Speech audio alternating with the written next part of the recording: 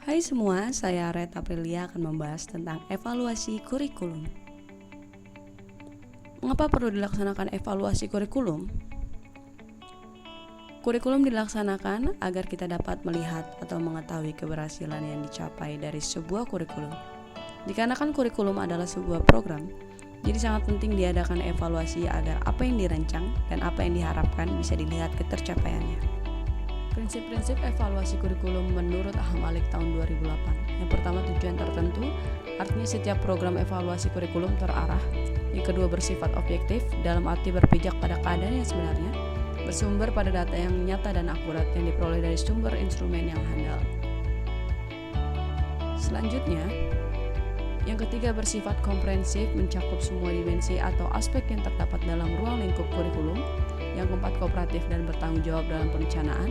Yang kelima, efisiensi khususnya dalam penggunaan waktu, biaya, tenaga, dan lain-lain. Yang keenam, berkesinambungan. Hal ini diperlukan mengingat adanya tuntutan yang meminta selalu diadakan perbaikan kurikulum. Tujuan evaluasi kurikulum menurut Nasution tahun 2008. Yang pertama adalah mengetahui hingga manakah peserta didik mencapai kemajuan ke arah tujuan yang telah ditentukan. Yang kedua, menilai efektivitas kurikulum. Yang ketiga, menentukan faktor biaya, waktu, tingkat keberhasilan kurikulum.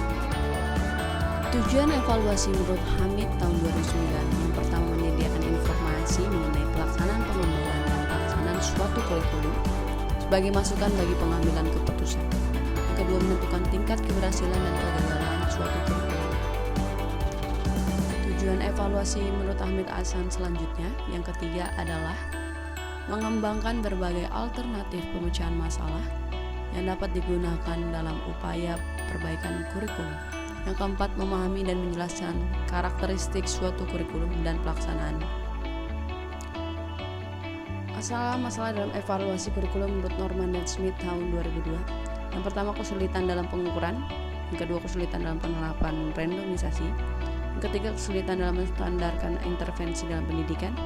Yang keempat, pengaruh intervensi dalam pendidikan mudah dipengaruhi oleh faktor-faktor lain. Selanjutnya, jenis-jenis evaluasi. Yang pertama, evaluasi perencanaan dan pengembangan, evaluasi efisiensi dan ekonomi, evaluasi dampak, evaluasi program komprehensif, dan evaluasi monitoring.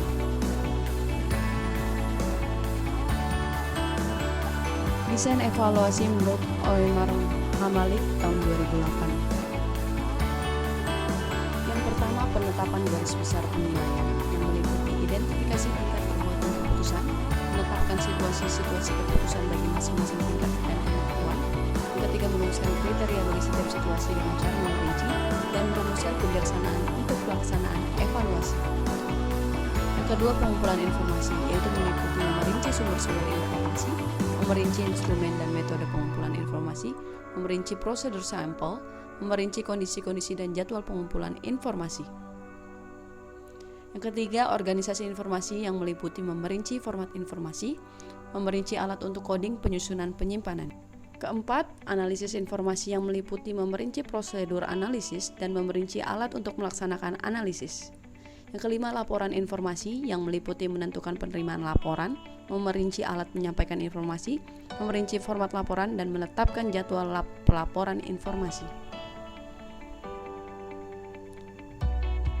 Jadi, evaluasi kurikulum adalah suatu penelitian sistematika tentang manfaat, kesesuaian, efektivitas, dan efisiensi dari kurikulum yang diterapkan. Kurikulum 2013 ataupun kurikulum 2013 yang disempurnakan merupakan perjalanan dari pendataan kurikulum di sekitar tahun 2002 yang model pengembangannya berbasis kompetensi. Kompetensi tersebut merupakan penggabungan antara pengetahuan berbasis isi dan juga berbasis aktivitas. Dimensi yang perlu dievaluasi pada kurikulum ada 4 hal. Yang pertama adalah ide dari kurikulum tersebut. Yang kedua, dokumen. Yang ketiga, implementasi atau proses. Yang keempat, dampak dari kurikulum tersebut. Selanjutnya, evaluasi kurikulum dilakukan ada yang bersifat mikro dan juga ada yang bersifat makro. Evaluasi mikro pada sekolah dilakukan guru saat melakukan pembelajaran. Guru tinggal melihat atau menilai apakah yang yang direncanakan sesuai dengan yang dilaksanakan. Evaluasi makro bersifat mengevaluasi keseluruhan komponen program kurikulum, juga melibatkan banyak pihak seperti kepala sekolah, dinas pendidikan, Kemendikbud, dan juga pakar-pakar lain yang terlibat dalam kurikulum. Sekian pemaparan tentang evaluasi kurikulum. Terima kasih.